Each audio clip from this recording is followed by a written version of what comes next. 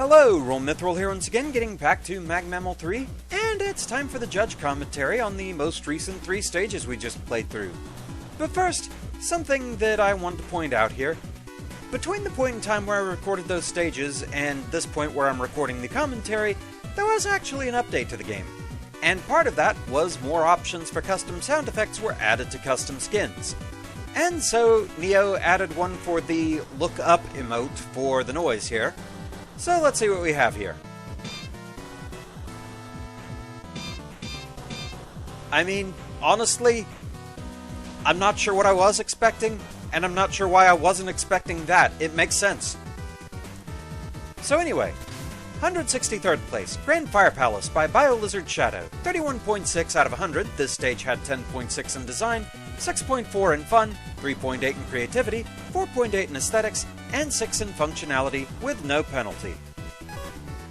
Mick, 36 out of 100. This gave me some serious Mega Man 9 Wily 1 vibes starting out. Not exactly the same, but between the tile set, the music, and even a portion of the enemy set, the comparison's already unavoidable. The use of Change Key Dragon as a mid-boss and Magma Beams as a core gimmick only furthers it, though the Magma Beams are certainly in unique situations. Sadly, these don't always work.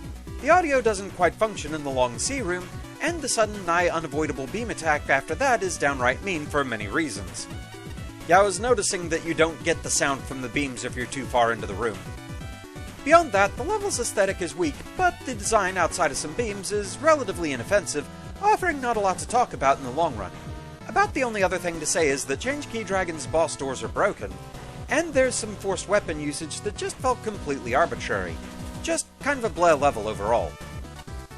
Shinryu, 20 out of 100. This level didn't exactly kick things off with a best first impression, considering I had to lower the volume the moment I loaded into it. Even if the music wasn't blaring to the point of drowning out the sound effects, I still think the original version of Flash in the Dark would have been a much better choice over this rendition. Yeah, hearing it again while I was editing, some of the notes definitely did feel a bit off. Music issues aside, there's not a whole lot going on with the level itself. It's relatively empty save for the magma generator segments. Even then, however, I found those parts to be more tedious than anything. You get very little time to actually move around before the generators go off, which really doesn't pair well with how long those magma streams last for. Considering how dull these segments can be, it's probably a good thing this stage ends up being so short. For what it lacks in content, however, it sure makes up for with technical problems. It's unfortunate considering these oversights are probably the most interesting things about this stage. The most glaring one is that boss doors aren't actually doors, they're just background details. This isn't the only other tile-related problem, however. On the screen just before the first checkpoint, it's possible to clip into a wall and potentially die in the following room just by jumping into the screen transition. Oh dear. There's also the entrance to the end boss hallway, which you can jump over and walk on top of. This can even result in a soft block if you enter the boss room this way, assuming the immediate wall clip doesn't kill you. Okay, that must have been edited for the game version of this, because I even jumped up there and it just wouldn't let me move past the gate, so yeah. I wonder just how many clipping issues like that the devs actually had to fix for the game build. The retry button isn't much help here since you actually miss out on the last checkpoint by going above the corridor. Simply put, this level really could have done with a lot more playtesting and better audio balancing. Patchy, 32 out of 100. Scorching Hot. An overall very basic level in terms of architecture and overall design. The highlight for me is the magma beams. I really like how the stage varies up the usage of them as you progress, making the challenges not too stale. Though the level progressively becomes eerily empty as it seems to have forgotten about enemies entirely halfway through with the exception of the Change Key Dragon mini-boss. It's obvious the theme of the level is that things are fiery, but the theming definitely have some rooms to expand on, like imposing some of the fire enemies in the dev kit into the barren magma beam rooms, or combining it with other fire gimmicks such as the Mega Man 1 fire beams. That One Think Fast room could use a bit more direction guidance, since it wasn't immediately clear that the player has to go right to progress. There are a few places in the level where it seems to be missing some sort of a barrier, such as one room where you have to use the ladders to avoid the horizontal beams. The player can go on top of the ladder and jump over one of the beam shooters that should be expanding upwards off screen. On the contrary, the player could get on top of the boss corridor from one room prior and get themselves killed in the wall in the boss chamber once they exit the screen while also unable to trigger the checkpoint in the corridor. Doors don't function as doors for some reason. They're completely phased through from one side, then become solid wall tiles on the other side. The remix of Flash in the Dark is a bit jarring, with some of the notes being off-key. The instrument choice here really doesn't make it sound all that great. It's also freakishly loud, my word. Would have been better off to use the default NSF version that came with the engine. Flashman 85, 44 out of 100. I'm sorry to yell, but I can't hear you over the music. Oh, hey, that's better. I feel like this level gets the gist of what good looks like, but doesn't quite nail it, so a crash course on level design seems to be in order. First, theming and naming your level. Grand suggests opulence or vastness, neither of which applies. There's some measure of fire, but when the dev kit has assets from Fireman, Heatman, and Flameman, there's no excuse for using the likes of Colton, unless fire means shoot. As for Palace, I've been to Versailles and Schönbrunn? Sorry if I mispronounced that, I'm not familiar with that one. I'll have to look that up later. And they've got much prettier and more consistently colored death lasers. Well, they don't mention that in the brochure. Second, architecture. Follow the example of the official Mega Man games, which usually give 2 to 3 blocks of buffer room around the edges of the screen. All the action happens a little closer to the middle. This ensures the player has a moment to breathe upon entering a room, and can readily see all the hazards. Third, architecture. Again, check whether your architecture lines up at every screen transition. Players looking for secrets may not wish to get stuck inside or above a wall. Also make sure that any room requiring the use of a special weapon has a replenishable weapon energy supply nearby. Fourth, challenge progression. Constantly scrambling to safety is a good idea. Reorganizing the challenges to be progressively more hectic would be even better. Keep bringing back enemies in new ways to justify introducing them, and keep the longer gimmick sections fresh. Use empty rooms sparingly. Fifth, aesthetics. Add text to your text boxes. Choose tile sets that flow together and boss music that fits with the rest of the soundtrack in terms of volume and style. We can skip over length, checkpoints, items, and challenge fairness. These are crucial considerations, but they're in pretty good shape here. Ace Spark, 26 out of 100. The first thing you encounter in the stage is a text box without a message and a rather hideous remix of a Wily tune. Its first impression is incredibly poor, and it drops even further when you get to the meat and potatoes of the level. The first few rooms feature tons of shielded enemies and already feels like a slog. Tiling is unpolished and inconsistent, oftentimes terrain feels like it's missing gaps and boss doors arbitrarily do or do not work. Requiring Rush Coil almost immediately without means to refill simply shows poor consideration on how the level is constructed, and it's lucky that it's both early in the level and the nature of Magmammal means it's not such a critical soft lock failure as the time Doc Gemini Man did, but it sours the first impression. But then, the magnet beams. Oh boy. This level is, for lack of a better word, boring, dull, yawn-fest, utterly boring. And waiting, yawn, waiting. Waiting isn't a challenge. The setups of magma beams often result in repetitive and incredibly slow rooms. Past the first checkpoint, you spend most of the stage waiting around for a beam to fly past, walk to your next mark, lather, rinse, repeat. Even the gotcha room with the M-Tank barely got a reaction out of me. I just sighed audibly. Because heaven help you die to any of this, since then you're left waiting around even longer. I'm sorry, I can't think of any part of this stage that was positive. I don't know if people are expecting a comic here, but it doesn't even deserve that dishonor. So, there are some things there that I do agree with. The music is a little bit jarring. The thing about volume, though, I don't remember finding it too overly loud, but I have seen complaints about that in some of the other stages, so I wonder if when they made the game build, there was like an overall audio rebalancing to take care of some of the bigger offenders on that degree. As far as the stage itself, though, the design, I did notice the gates being a bit weird.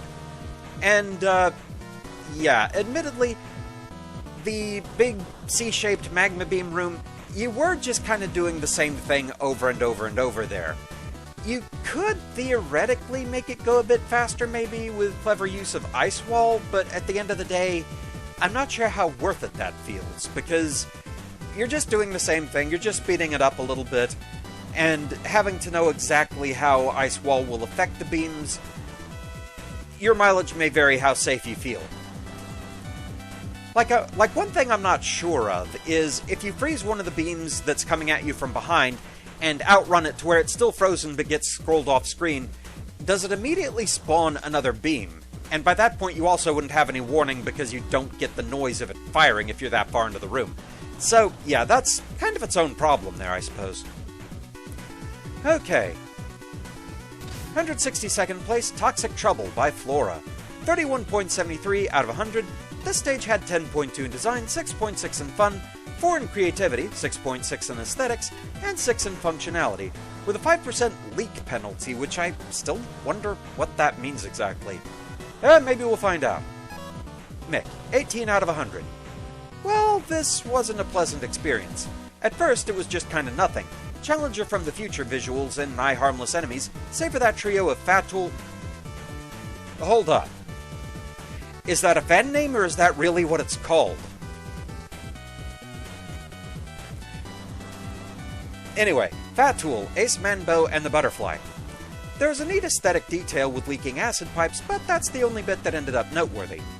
Then we fight this weird top hat spider Stompy and everything goes downhill. The emoji bombs are out of place, and at least one of them tends to teleport for no real reason. Yeah, there was that one during the long slide that kept warping from stuck in the floor to being above it and in your way, which was kinda weird.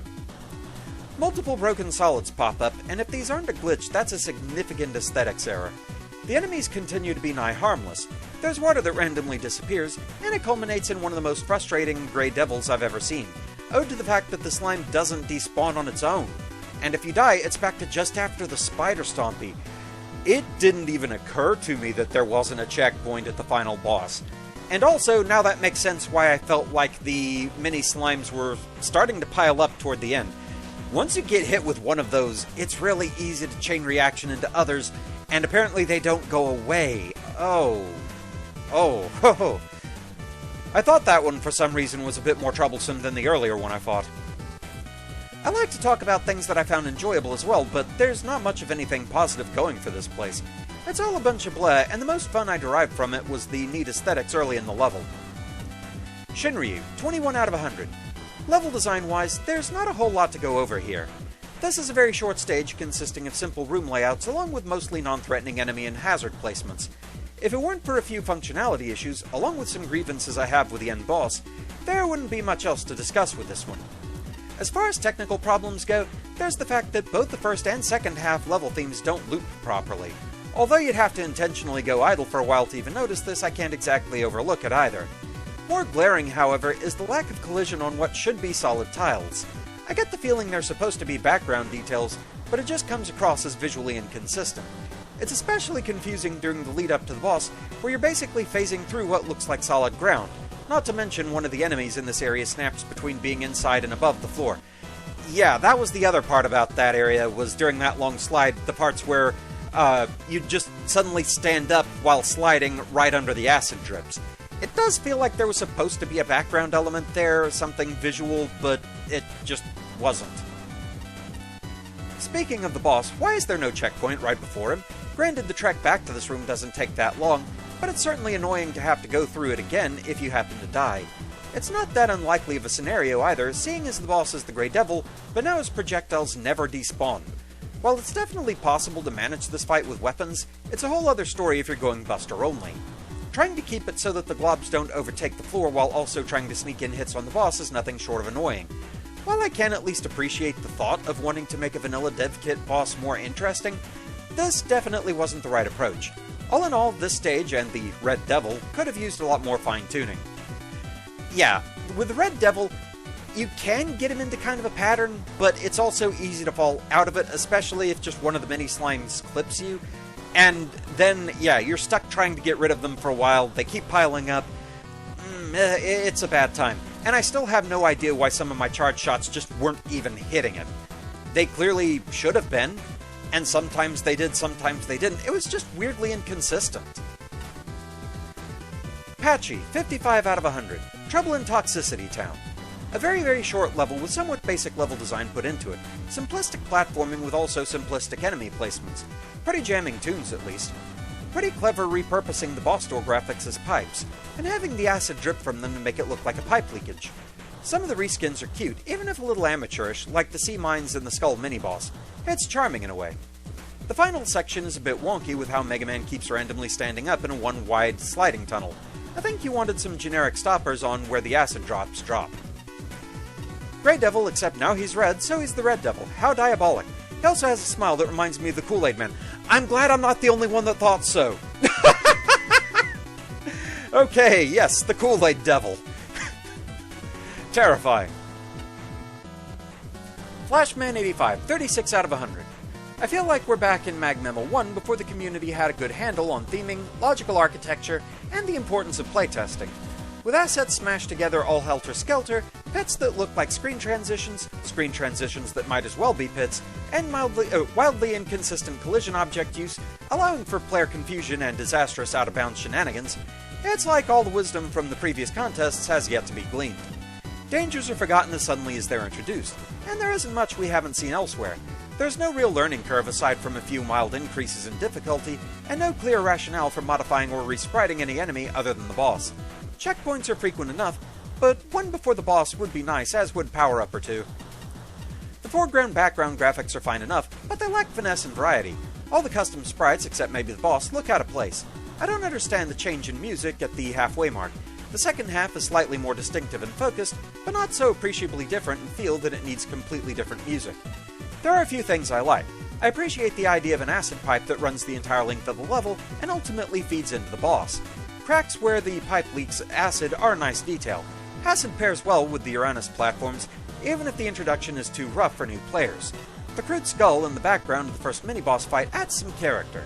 Using a sea mine as a shield for a totem pole is smart. The second mini-boss works well underwater. I could recommend this level as practice for aspiring playtesters, but not as much else without major revision. And Ace Spark, 38 out of 100. Why on God's green earth did you give the Mets more health? Why? Yeah, that one was pretty tanky, I recall. Okay, this is just a rather dull nothing level. Its focus is all over the place, but new assets seem to either just irritate or waste time. That's when you aren't encountering soft blocks via going through a screen transition wrong, which is not helped by just how few checkpoints are scattered about. I'd say the graphics are just super inconsistent, obviously. Many of the redesigns are rather crude, and frankly, just go whole hog if you're going to replace many of the enemies anyway. It'd at least gel better, and the tile set is a bit odd. Several of the tiles that are meant to be solid just aren't. That said, at first there is still a fairly good ambience in the level. Dripping pipes, crates containing what I assume is toxic gunk, walled-off areas, and weird mutants. You know, the level actually has an identity in spite of itself. And that ambience was working, up until the music track changes, and you lose it. Wham! Straight into a wall. Oh, I actually really like both songs quite a lot. The second song is a right bop, but just kinda says it all, really. I like it, and it's a detriment to what the level was going for initially. And let's talk about the Kool-Aid Devil. Okay, 2 out of 5. Not only does he not get a boss checkpoint, good grief, you took what is already a rather tedious dev kit boss and made it way more irritating. Flick up those turbo switches, kids, you're gonna need it. I feel bad for the Grey Devil. So many people are making him so much worse to fight, I almost regret coding the fellow. That's on me, I guess. Oh yeah! The boss sucks. I'm glad I'm not the only one that thought Kool-Aid Man when I saw it. So, both this and the last stage, for me at least, the overall design was fairly inoffensive, but there was some definite jank here and there.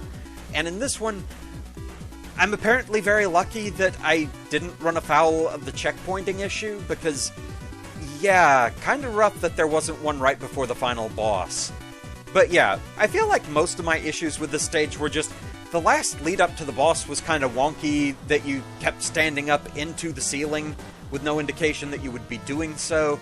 And the boss itself was just kind of weird how sometimes shots just didn't register against us. An alright stage, but needs a bit of polish. Yeah. And finally, 161st place, the Haymay Trials by Keda. 32.4 out of 100. And, sorry, I just got distracted because I just realized, yeah, we never did find out what the leak penalty was about. That wasn't mentioned by any of the judges, so, yeah, if you know in the comments what that was about, feel free to say. So anyway, 161st place, the Haymay Trials by Keda, 32.4 out of 100. This stage got 8.8 in design, 7 in fun, 3 in creativity, 6.8 in aesthetics, 6.8 in functionality, and no penalties. Mick, 35 out of 100. Well, consistency is definitely not a strong point for this level. I'm pretty sure the visual aesthetic changes every 2 screens or so, which is costly to the level's cohesion. As far as the design goes, there isn't much to talk about, so this will be one of my shorter reviews. The trick with this level is that most of the encounters are just there. In fact, there's a surprising number of enemies that are essentially harmless. The exception is the Splash Woman section. Those enemies can actually kill you if you aren't careful. As for the platforming, again, there isn't much of anything outside the Splash Woman section. The Skullman room has a custom idea with pressing a red button and popping open a door before entering, but it's only used once and doesn't really add anything. As a whole, this is a short level that doesn't really do anything, and its aesthetic is so completely non-cohesive that it's impossible to hold much of it in memory. It doesn't leave much to take issue with, besides questioning why there's 2 elements and so many arbitrary tokens here, but there's very little that's good enough to highlight. Shinryu, 21 out of 100. There's really not a whole lot to say here. This is an incredibly bare-bones level with very little going on. The room layouts and enemy placements are all very basic, to the point where almost nothing outside the boss fights offer much in the way of engagement. The only slight exception to this might be that one spike drop, but even then, the spikes aren't instant kills, although I'm kinda thankful for that in hindsight, seeing as the second screen arranges them in a way that's really hard to avoid if you're dropping down from the left side. I'd say the only semi-interesting thing in this stage is the switch gimmick that shows up during the Skullman segment. While it's not really that amazing of a mechanic on its own, it at least broke up the monotony, even if it was incredibly brief. I wouldn't have minded seeing it show up more, but sadly that's the only time it was ever used in this level. It might not have saved the stage completely, but at the very least, I think it would have made it stand out a bit more. Patchy, 46 out of 100. Haymay Trials. There isn't really a whole lot going on in this stage. Enemy density is low throughout the whole stage, no single focused gimmicks to not turn the stage into a glorified walking simulator. The only real challenging part is the random underwater section where you want to guide the mine enemy to not blow up near you as you stand on a tiny platform. By contrast, you have a skull dispenser that's literally harmless, as it's on top of a conveyor belt pushing the skulls away from ever reaching you. Then just a few engine-built bosses on plain arenas that don't really change up the way the fights go. Can't say I'm really impressed here. Also, inconsistent tile collisions such as the bones in one screen, serving as a top solid and full solid in another spot. Paths that look like they'd lead somewhere but just a dead end, sometimes literally a dead end, as interacting with boss gates while you're on a screen edge can really screw things up. Flashman 85, 21 out of 100. I've encountered several new words in the level titles for this contest, but Haymay is a stumper. Assuming it's not a proper noun, the best explanation I've found is that it's a Quechua? Again, sorry if I'm mispronouncing that, I've never seen that word before. But a Quechua word that means to collaborate. If that is indeed the case and multiple people work together relay style to create this level, then I can understand what went wrong. Otherwise, I'm going to assume Haymay means incomprehensible mess. If the scenery and enemy roster are going to change every few screens, there needs to be a clear reason why. A text box explaining the premise would be an easy fix. I'd even settle for teleporters linking each section, rather than lackadaisical screen transitions leading players directly into walls, enemies, and pits. Structural polish is not this level's strong point. Inconsistent use of collision objects for tiles that look the same, suspicious architecture hinting at non-existent secret areas, bottomless pits that don't look like bottomless pits, etc. The worst offender is the improperly implemented exit to Splash Woman's boss chamber, which rendered the level unbeatable until the dev team intervened. That's a sign the level wasn't playtested before submission. Yeah, I remember that message. I'm not sure I fully understand what it was talking about. Again, I've never touched this engine. So if anyone can explain that to me a bit better as to exactly what was going wrong there, I'd be interested to know. However, I don't think any amount of playtesting could have saved this level. Without an obvious theme or premise tying everything together, it's a series of pointless, unrelated challenges. Shoot this thing on a ledge, touch this random object, collect this unavoidable token, fight this unaltered dev kit boss with horribly shrill music. The water area is better, but it's not fun because suddenly the slightest misstep might be fatal. Likewise, the Honey Woman fight is inventive, but I'm not sure it's enjoyable. The flower pots hiding between the floor nubs and the Dokron struggling against the conveyor belt are cute, if ineffectual. The tile work is nice within each section. That's the best I can say about this Haymay of a level. And A-Spark, 39 out of 100. You see, some level concepts just are going to always struggle to be pulled off well, and this wasn't. Go through new segments of past Mega Man stages is an idea that sounds cool, but in reality often leads to a bunch of, to quote Roahm, uh-oh, I'm being called out. Half-cheeked segments that do little to nothing original or novel. They just sort of exist. Okay, so to clarify here, I believe it was in Mag Memo 2, there was a judge commentary, I forget whose, that used a common term for a low-effort attempt at something. and I jokingly censored it as one-cheeked. Apparently it caught on. I approve. These usually work best within a larger, single experience rather than something like Magmammal, in a game where they build off essence of earlier areas rather than have no context other than past Mega Man games. Either way, both types are normally climaxes to the games they're in. In this case, the Haymay Trials is just going to arbitrarily end up somewhere in the middle, and as a result, lose any sort of memorability. Post-judging comment. Hoo boy, was I off about that one. Think this is a weird thing to focus on? The music choice really suggests this is what you wanted to do with the level. Most of the stage is incredibly basic. Spike drop, jump across pits and water, kill the odd enemy in the way, although most act as obstacles to avoid rather than blockers. The single screen with the weird red orb key thing is, weird. I don't know why this only appeared once. Who knows? Lean into this thing more and you might have had something. I'd say using this gimmick wasn't even attempted when it's used like this. And as I have said elsewhere, I really don't like Robot Master showing up as mid-bosses, especially without changes for no real reason. It isn't novel. It isn't a new take on them. It just degrades what were end-of-stage bosses for no real reason. They do nothing but waste time. The Ballade energy element path is so short it might as well not even be there. It offers nothing to the stage other than to add the hardest dev kit boss into your stage in a rather unjustified manner. Finally, let's talk about screen transitions.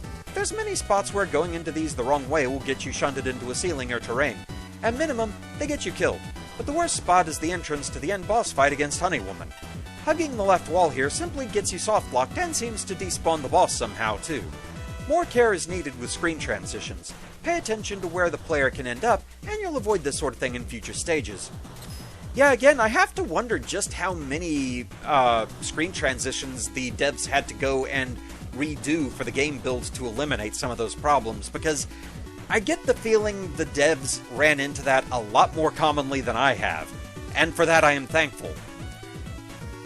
Though one thing that was mentioned there, I do kind of agree with in this stage. The Ballade path really didn't feel like it added anything, and it did just kind of feel like a bit of an afterthought. Like, I don't know how the numbers are calculated for the tokens, but that being token 3 makes it sound like it was just added right at the end. It's just the one room, there's the token there, and then the Ballade boss fight. Which I'm also glad to hear, according to A-Spark, was one of the harder dev kit bosses, because, yeah, he roughed me up a bit. He's painful. He explodes at you. It hurts. But anyway, that's where we're going to call it for now, so thank you very much for watching. I hope you're enjoying the series so far, and I shall see you again next time. Until then, fare thee well. And strike a pose. Taunt, taunt, taunt, taunt.